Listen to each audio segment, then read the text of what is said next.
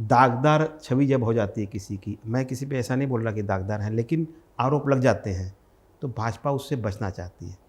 इस समय एनसीपी पे कुछ दाग लगे हैं ज़रूर, और एनसीपी कुछ ज़्यादा फ़ायदा नहीं देगी।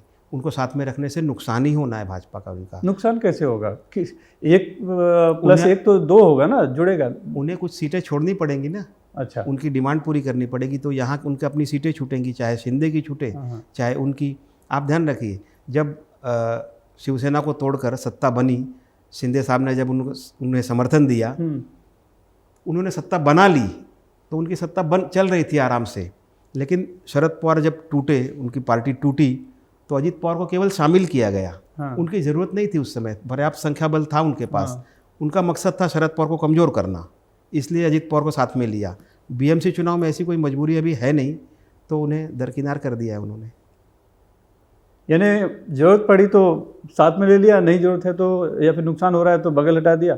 लेकिन इसके पीछे आप क्या देखते हैं कि एक मुद्दा नवाब मलिक का बताया जा रहा है बीजेपी की तरफ से, कि नवाब मलिक पे जिस तरह का मामला दर्ज है, जिस तरह का आरोप, हाँ, उसको मुद्दा बना के अजीत पवार को अलग रखा जा रहा है। लेकिन क्या यही बात है? पिछले चुनाव में भी बीजेपी ने नवाब मलिक को समर्थन नहीं दिया। हाँ, नहीं दिया था। उनकी बेटी को समर्थन दिया, बेटी चुन के दिया। हाँ, है ना। अब अजीब है कि दो अगल बगल की सीटों पे लड़ रहे हैं, बाप को समर्थन नहीं दे रहे हैं। जो राजनेता है, बेटिया जो नई आई है उसको समर्थन दे रहे हैं, वो चुन के भी आ रही है। ठीक है ना।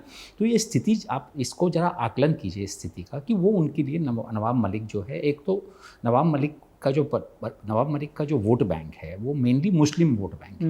बीजेपी कहीं से मुसलमानों को प्रोजेक्ट नहीं करना चाहती, एक टिकट नहीं देना चाहती किसी मुसलमान को, और मुस्लिम प्रेमी के रूप में अपनी छवि बिल्कुल नहीं बनाना चाहती। उसको हार्ड हिटिंग, मुस्लिम हिटिंग उसके शायद बयान होंगे, हिंदुत्ववादी ज़्यादा फोर्स ऐसा आएगा और चुनाव उसी तरह लड़ा जाएगा। कल ही उसमें मलिक नवाब का बयान भी आया कि जो आई लव महादेव कहेगा वही वो शुरू हो जाएगा। अब वो शुरू हो जाएगा, वैसा कड़ा हो जाएगा। तो वो जैसे जैसे कड़ा होगा, नवाब मलिक उसमें एक तकलीफ होते हैं, अपने आप में पीड़ा है एक उनके लिए।